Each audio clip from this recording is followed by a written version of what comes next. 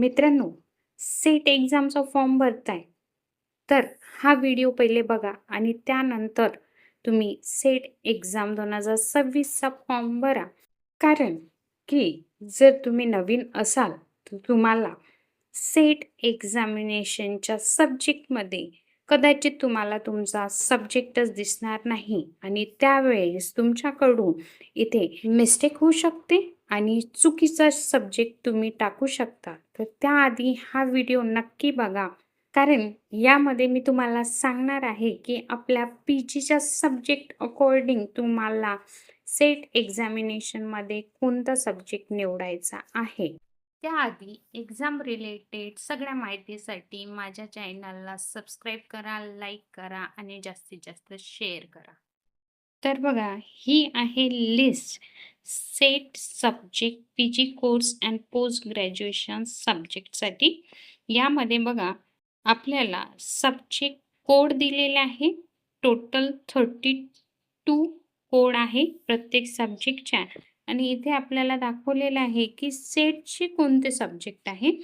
सेटचे कोड आहे 32 पर्यंत. टोटल 1 ते 32 पर्यंत सेटचे सब्जेक्ट दिलेले आहे आणि हे सब्जेक्ट दिलेले आहे पी-जी कोर्स म्हणजे आपले जे पोस्ट ग्रॅज्युएशन आहे, जे केलेलं आपण एम-ए केलेलं असेल, एम-एस-सी केलेलं असेल, यानुसार सेटचे सब्जेक्ट ठरवून सब्जेक्टचे कोड दिलेले आहे. यामध्ये बघा आता मराठीसाठी सब्जेक्ट कोड 1 दिलेला आहे. क्वालिफिकेशन आहे पी-जी तुमचं एम-एस झालेलं पाहिजे आणि पी-जी हे मराठीत झालं पाहिजे. सब्जेक्ट कोड 2 हिंदी असेल. क्वालिफिकेशन किंवा पी-जी तुमचं एम-एस झालं पाहिजे. इंग्लिशसाठी कोड 3 आहे. क्वालिफिकेशन एम-ए आणि तुमचा पोस्ट ग्रॅज्युएशनचा सब्जेक्ट असला पाहिजे इंग्लिश. इंग्लिशमध्ये तुम्ही एम-ए केलं पाहिजे.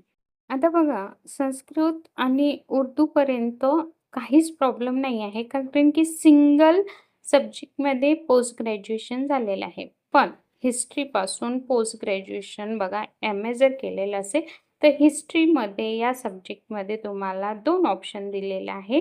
ज्यांचं पी-जी हिस्ट्रीमध्ये झालेलं आहे किंवा आर्किओलॉजिस्टमध्ये झालेलं आहे, त्याच्यासाठी तुम्हाला सब्जेक्ट हिस्ट्री निवडावं लागेल आणि सब्जेक्ट कोड तुमचा असेल 10.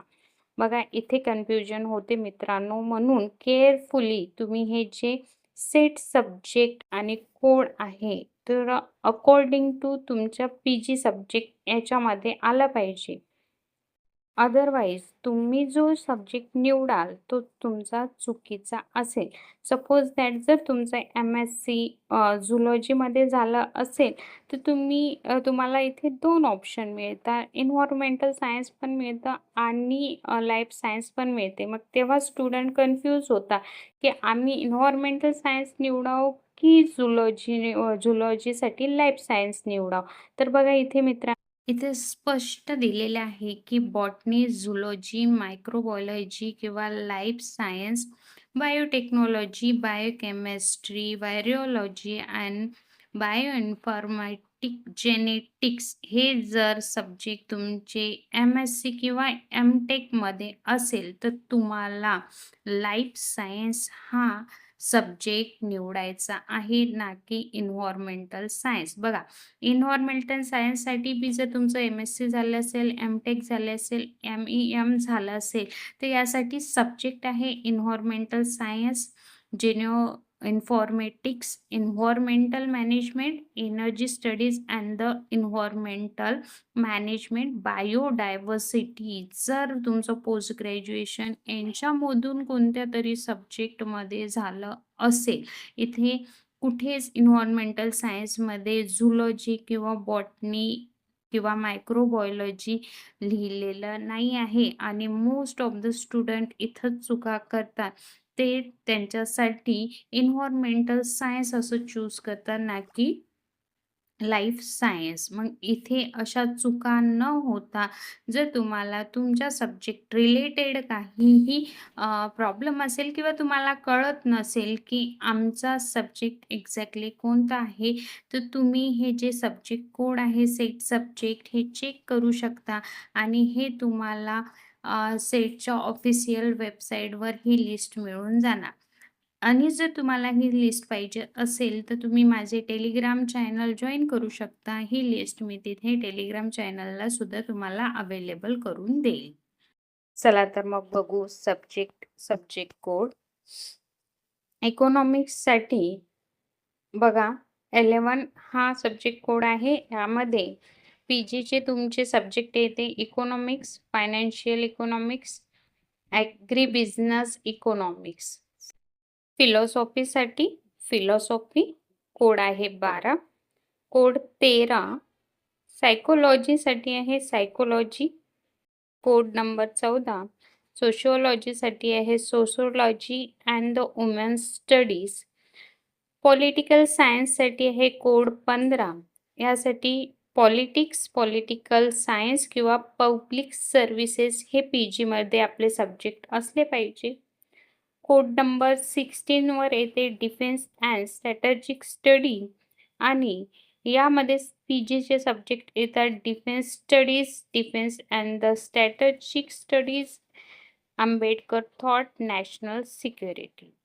Code number 17 home science. यामध्ये येतात home science, food science and the nutrition, other related subject of the home science. कोणते पण होम सायन्सचे जे सब्जेक्ट आहे हे होम सायन्स यामध्ये येणार आणि कोड असणार 17.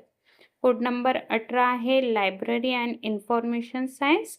यासाठी एमलिप हे तुमचं क्वालिफिकेशन पाहिजे आणि यामध्ये पीजीचा कोर्स पाहिजे लायब्ररी सायन्स किंवा library and information science. Code number 19 journalism and the mass communication, qualification MA पाहिजे.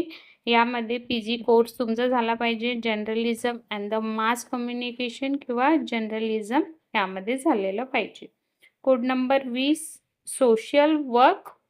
सोशल वर्क किंवा social and the public policy हा सब्जेक्ट असला पाहिजे. कोड नंबर 21 आहे public administration, qualification MA, public administration पीजीमध्ये तुमचा subject पाहिजे. Code number 30 mathematical science, MSc, MA किंवा MTech सायन्समध्ये झालं पाहिजे. यामध्ये सब्जेक्ट इन्क्लूड आहे mathematics, mathematical science, statistic, applied maths and the in math. 31 code number आहे इन्व्हायरमेंटल सायन्ससाठी. क्वालिफिकेशन असणार MSc, MTech, MEM. यामध्ये सब्जेक्ट इन्क्लूड असेल environmental science, geo informatic, environmental management and the studies and environmental management and the biodiversity. त्यानंतर आहे 32 code physical सायन्ससाठी. Qualification MSc.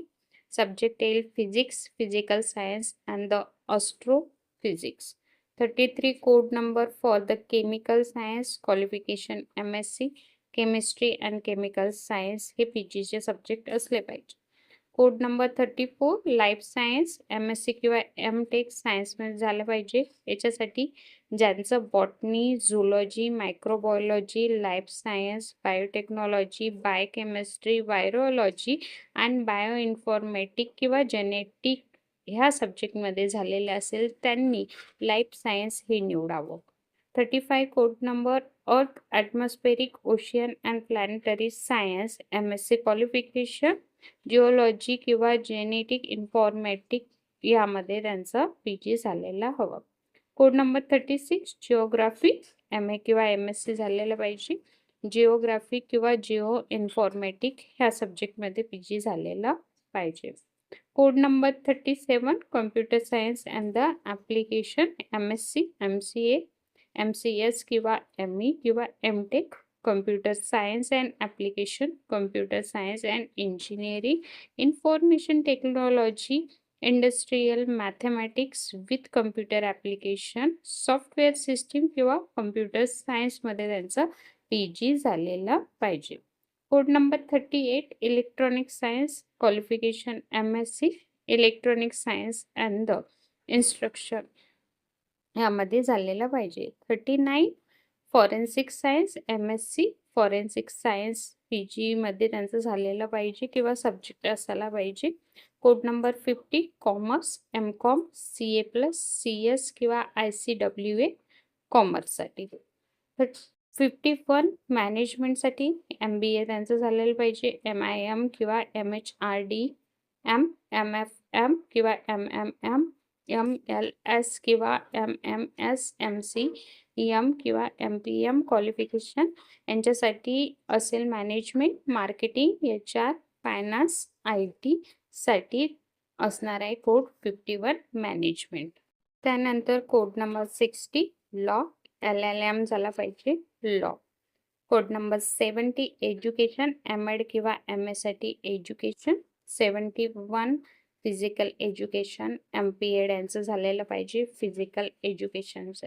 तर हे होते total 32 subject with their code मित्रांनो. तर आता तुम्हाला क्लिअर झालं असेल की तुम्हाला सेटचा फॉर्म कोणत्या सब्जेक्टमधून भरायचा आहे. जर तुम्हाला हा व्हिडिओ इन्फॉर्मेटिव्ह वाटला असेल तर तुम्ही नक्कीच माझ्या चॅनलला सबस्क्राईब करा आणि सेट रिलेटेड जर तुम्हाला काही विचारायचं असेल तर प्लीज मला कमेंट करा. धन्यवाद.